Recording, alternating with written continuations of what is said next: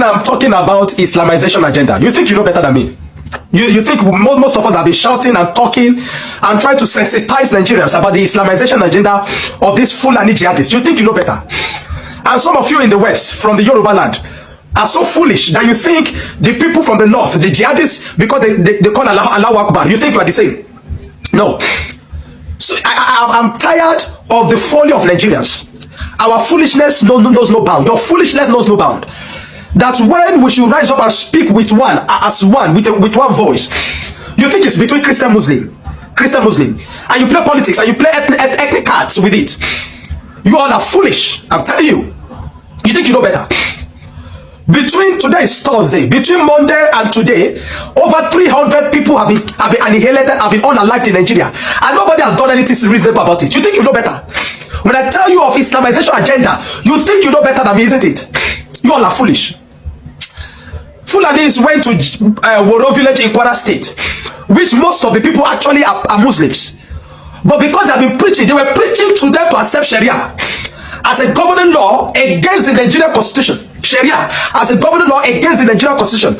And the people rejected. And the people said no, they would rather stick to the Nigerian constitution and be governed by the Nigerian constitution instead of Sharia. And even though most of these people are even Muslims, they executed. They did not just unalive them. They tied their hands behind their back in Woro village.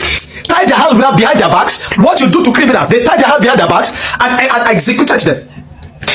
Over 200 of them. Now, of course, the media say 170. In media tell you 170. I've always told you, divide that number by 2, they add one on top of it. So there are over 200 and some people that were executed because they refused Sharia law. And I told you the other time in my video when I was explaining the pattern of Islamization, when I was explaining the sequence, the stages of Islamization. Number 1 is that they're moving. They're either moving by migration or they're moving by invasion. Number 2, they occupy government positions. And when they begin to occupy government positions, they begin to vow for different stuff like that. Number 3, they begin to multiply. And when they multiply to a certain number, then number 4, they implement Sharia. And the moment you accept Sharia, then jihad will happen. And Nigeria presently, 12 states are practicing Sharia.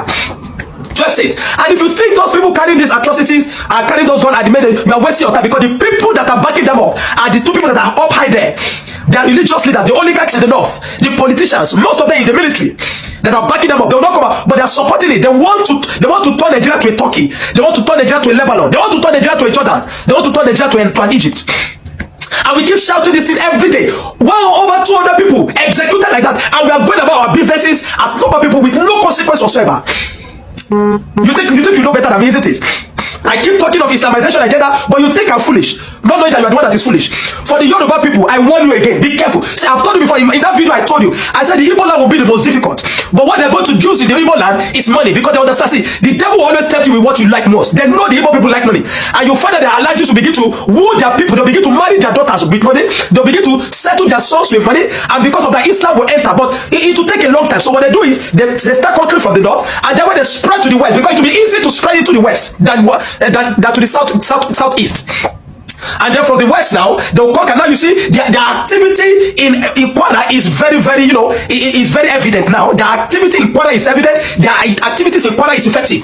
Guess where they're going next? No. You think it's Igbo land or it's South? No, they're entering Oyo State.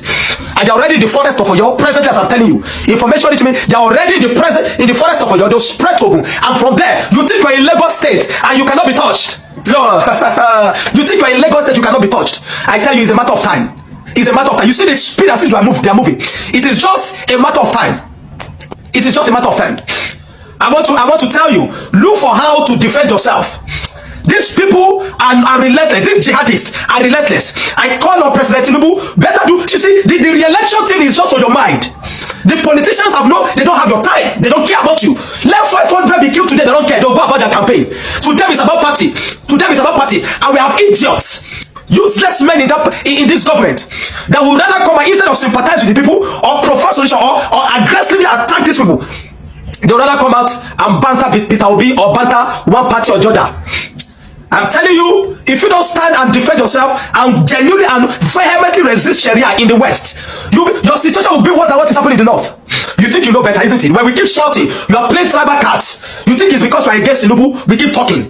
And every time we bring up facts, you turn into tribal cards. You think it's about tribalism. You think it's about because we are speaking against Tinubu. You are very foolish. You will still come under this tweet and attack me, but no problem. I want to call on the Nigerian military. As much as I know many of you are compromised, I want to call in the Nigerian government. Do not allow the Fulanis, a minority tribe that is causing mayhem, a minority tribe, an infinitesimal amount of people that can be silenced once. We can't allow to get dominant, to get ground. I told you of Islamization agenda, you think I'm playing. No problem. If Sharia is not abolished intentionally in Nigeria, I am telling you, 20 years from today, we are not ending this problem. If Sharia is not abolished in Nigeria, 20 years from today, this challenge is not ending. We have become a people that is totally a people of no relevance. We have become a mockery to the international communities.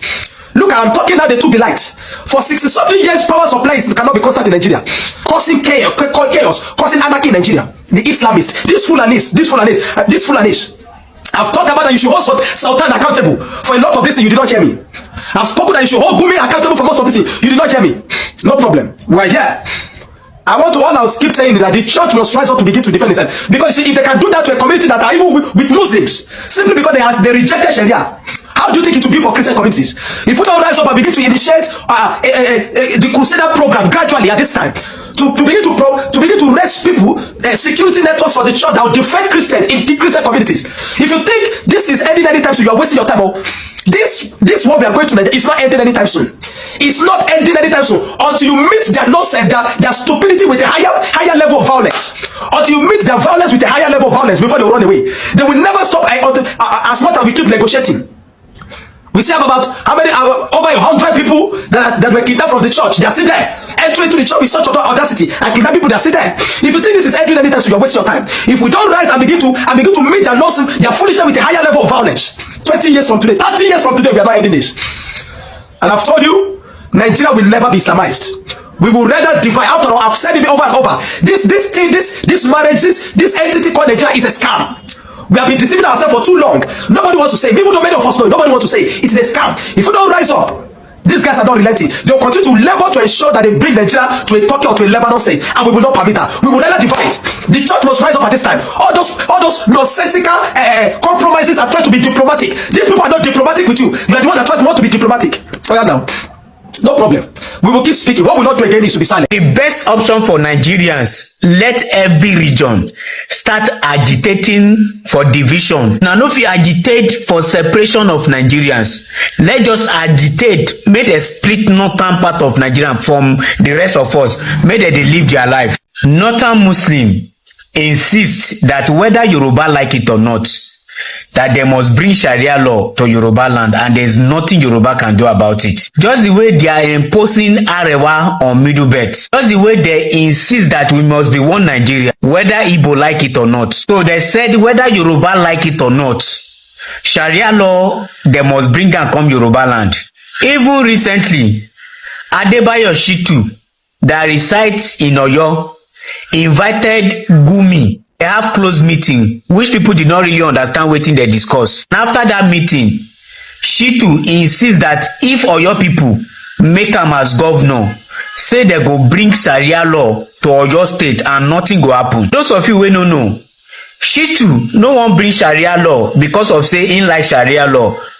Him just wan bring Sharia law, or they convince Gumi say if he fit give him governor for Oyo state, say he go bring Sharia law, because he know say the only way wey they go fit give am governor for your state na when he promise the northerners something, say if you make me this, I go do this for una. So definitely, to my own observation, that is why Shitu invite Gumi to Oyo state where they get close meeting. And make una watch out, as long as say Shitu don promise say if they make am governor for Oyo state, he go bring Sharia law, una go see say the next governor of Oyo go be Shitu. As long as you are ready to do what the northerners want, they go make you governor anywhere in Nigeria and nothing go happen. You know the funniest part of it?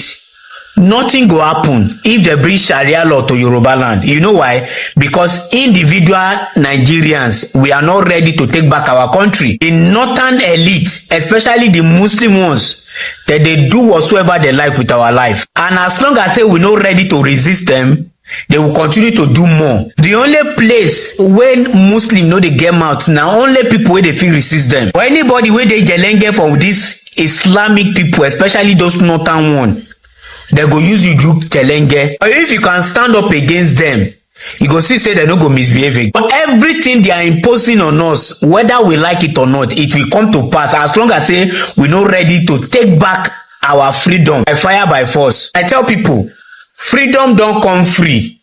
Freedom come by fighting. The word free is not free in that freedom. The full meaning of freedom is free doom. You are free to doom. That is the meaning. So if you want to set yourself free away from all this oppression, you need to stand up and fight against your enemy. And who are your enemy? Your enemy are the people that did not want you to go far in life. The people that did not want you to see the next day if you don't practice their religion. The people that want to impose their own ideology on top you by fire by force. So the best option for Nigerians, let every region start agitating for division. Now, if you agitate for separation of Nigerians, let just agitate, make a split northern part of Nigeria from the rest of us. May they live their life. 2 million of whom are souls under my care as the Bishop of the Diocese. Benue State is about 98% Christian, with very few Muslims living in towns. Nigeria and eventually my diocese and the state of Benue have become, in recent years, one of the most dangerous and insecure places for Christians. Christians and Muslims are nearly evenly divided among Nigeria's large population of over 200 million persons. Islamist extremists are fiercely contesting the possession, control, and governing law of the land, especially in the country's northern and central regions, the latter of which is where Benue is located. There are constant ethnic, political, and religious conflicts over land and allegiance. Constitutionally, we are a secular country, but our unity has been fragile. Political and religious actions and even public speech have been carefully managed to avoid accusations of religious bias and political tensions. Today, the clear influence of Islamist extremists has changed the traditional social dynamics of tribe, ethnicity, religion, and the social status in Nigeria. Because just recently, at the beginning of the Ramadan fast, 12 states in northern Nigeria have declared closed schools so that they attend to this. And you can imagine which other country in the world does that. Saudi Arabia is not doing it. Afghanistan is not doing it. Baghdad is not doing it. But then Nigeria is practicing. What kind of Islam are they practicing? 12 states. And not only Muslims are living in these places. What happened to the educational program or curriculum of the country? But this is what we are going through every day in Nigeria. A long-term Islamic agenda to homogenize the population has been implemented over several presidencies through a strategy to reduce and eventually eliminate the Christian identity of half of the population. This strategy includes both violent and non-violent actions, such as the exclusion of Christians from positions of power and adoption of such church members, the raping of women, the killing and exploitation of Christians, the destruction of churches and farmlands of Christian farmers, followed by the occupation of such lands by the Fulani herders, and also changing the names of these villages. They are taking over the places, so you clearly see an expansionist approach and Islamic, and then they are making the people now flee and leave their villages, and they conquer it. The quest to Islamalize the land appears high on the agenda of some of the powerful and influential Muslims in Nigeria.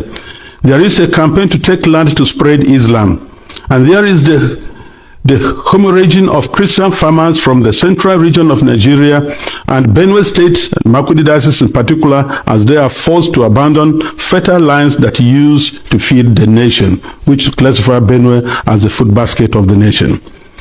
Militant Fulani herdsmen are terrorists destroying society. They steal and vandalize, they kill and boast about it. They kidnap and rape, and they enjoy total impunity from the elected authorities. None of them have been arrested and brought to justice. This is supported by the corrupt system in which we operate and the abject poverty among us, which allow the criminals to easily attract more recruits and prey on more victims. Why is this happening? Is it really a religious war? Like in the past, many jihadists are motivated less by religion than by spoils of war and use their religion to impose themselves. In my diocese, the spoils consist mainly of fertile, well-tended land organized around my parishes or so. The jihadists come and adopt and kill the priests, leaving thousands without support and basic human services. And of course, when they disperse the people, the inhabitants, or the citizens, or the people of the lands, they take over. And any attempt to go back and take care of your farms, surely you get killed. The Makurdi Diocese in Benue State has been the epicenter of the invasion by these herders who are more like hired guns of cattle oligarchies, who manipulate religion to rally the herders to eliminate the Christian population and cleanse the land in the name of Islam. This objective is behind the relentless attacks against Benue's villages. When we call for help to the police and the army, they do not come. At the end of 2024, several villages were warned by the attackers of the upcoming violence, and the leaders called the police for defense ahead of time. But they did not come, and the Christian massacres, almost customary, took place, killing hundreds in Plateau and Benue, with the worst massacre claiming 47 people. The militant also burned down the 8 Catholic churches of St. Mary's Parish in the Diocese of Boko, which in Benue State, as well as the parish house, clinics, schools, and other houses. The militant Fulani herdsmen bear on defenseless villagers without consequences. They follow orders to conquer, kill, and occupy. They attack even those who have managed to escape into our IDP camps. Thereby, they have no place to run to. And it is unfortunate that the police system in Nigeria, orders have to come from above. And such that once there's a call, and they say they have never returned. And by the time they arrive, these people have left, and the people are now living in the pool of their blood. What I have recounted above is happening not only in Benue State. I believe our experience in Benue is symptomatic of what is happening elsewhere in large parts of Nigeria. The experience of the Nigerian Christians today can be summed up as that of a church under Islamist extermination. It is frightening to live there. Apart from the violent campaigns and attacks against Christian villages, there are now attempts by the Islamic Council of Nigeria and various Islamic groups to impose Sharia law on the Christian populations. Already, 12 states in the north of Nigeria are under this sectarian religious law, and attempts to extend the same to the south of Nigeria, which they have started. This month, governors in the north decided appropriately to close all schools and education institutions during the months of Ramadan, leaving millions of students without learning opportunity for 5 weeks. We live in fear because at any point it can be our turn to be killed, but to remain silent is to die twice. So, I have chosen to speak. I speak on behalf of the millions who are in the camps. In Benue State, in Makurdi Diocese alone, in my diocese, I have about 9 camps. 9. On the 5th of March, which was Ash Wednesday, we visited one of the camps, and many of my priests and religious went to the other camps, distributed them to begin the Ash Wednesday with our faithful who are there, because we are the voice of the voiceless. We have to talk for the defenseless. We have to talk about the weak and those who cannot talk about themselves. In one of the camps called the Mega Camp, there were over 3,000 inmates of that camp, and which was a record given to us by government. I speak on behalf of them and those children who have no husband, who have no father, and even their own voices taken away by the politicians who promised to help them, but have become the willing tools of the jihadists because they are talking politically correct statements, looking for next elections to come. I speak on behalf of those whose loved ones have been killed, but no one has even offered a word of consolation to them. I speak on behalf of the thousands of young girls who have been adopted and raped because no one, not even the media, mentions them anymore. Foremost, I speak on behalf of my flock who are unable to worship freely and unable to return to their ancestral farms and homes because that land has been ruthlessly taken from them by the armed herdsmen. And where they say they want to live in peace with the natives, if you must farm, you have to pay tax to hire the land which belongs to you. That is slavery, to say the least about it. As prosperous Nigeria is in African continent, and I tell you, if there's outbreak of war in Nigeria, no country around us, Chad, Niger, Ghana, Guinea, Togo, no country can contain the population that will flee to these places. No country can be able to house over 5 million refugees. It's not possible because of that. And if 1 million refugees run to Chad and Niger, they'll collapse that country because there'll be no plan to take care of them. So we have to be very careful. Today, I urge you all to use every means within your mandate to start developing a strong and good relationship with Nigeria, where you know that when you speak of human dignity, you are also speaking of the same God-given right you believe is unalienable. Consider that Nigeria can be your ally, but it cannot be one where half the population is in the process of being murderously eliminated. Work with us, the churches, and other Nigerians of goodwill. We are working for a peaceful and prosperous society, and our desperate plight has been set aside U.S. policy for too long, to the cost of thousands of lives. Concretely, I request and I plead, I ask you to redesignate Nigeria as a country of particular concern. This has both a practical and diplomatic meaning to signal that you are paying attention to what happens to us and elsewhere in the world. Because the policies the government is trying to put in place, so that to return the IDPs, build camps for them, relocate them from their homes, it is not durable and it will not work, because the government has already the population that is not able to take care of, and then you have over millions of people in the camps and you want to relocate them to where? And if you do, let's take that you do, how many houses or rooms will you give me who has 5 children, another one has 3, another one has 2, and what will I be doing for a living? These people previously never begged anybody for food. They were managing their lives, training their children, and building their homes. So nobody should have deceived us on the guys that you're going to reset to the IDPs. They have no jobs. So here you say them, what will be their place? And by the way, the fundamental question remains, if you resettle them to other camps or build places for them, what happens to the ancestral lands? Who takes care of them? And this is whereby I feel the government is complicit on this issue. Because these terrorists, Fulanis, displace and kill people and then occupy the place and then change names, nomenclatures of these towns. For what reason? So we want to let the people go back to their homes and help for them to rebuild their lives. I implore this august body to insist on the return and rehabilitation of all the IDPs to their ancestral lands and not to relocate them to other constructed camps elsewhere, which is an invented solution now being pushed by in the Benue State government. And I tell you, Nigeria government can do that once they have to be accountable. Because I know Nigeria, under the auspices of ECOMOG, was able to reinstate constitutional government in Sierra Leone and Liberia, and they can do that now. We have the capacity, because the leaders that are not prepared. And I think that's whereby I look, it's not just conspiracy of silence, it is aiding, abetting, and supporting these terrorists to keep doing their work. This is my plea. Thank you very much for this attention. I can tell you with certainty that the world is not paying enough attention to the growing humanitarian disaster in Nigeria. Despite its strategic importance as Africa's most populous country, these warning lights are flashing because of this systematic religious persecution driven primarily by Islamists, and it's going unaddressed. Christians are the primary targets. They're murdered, kidnapped, raped, and terrorized on almost a daily basis, as has already been discussed.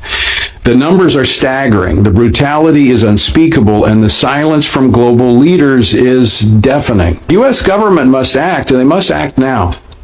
Nigeria must be redesignated a country of particular concern.